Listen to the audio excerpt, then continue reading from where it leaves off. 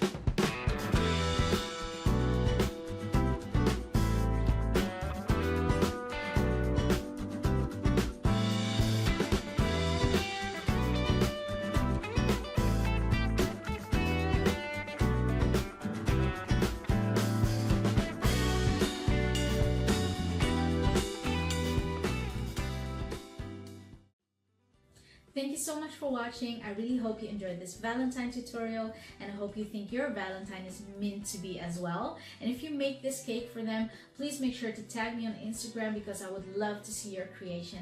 And I would also love to see you again next week for another Valentine tutorial. Hope to see you then. Bye!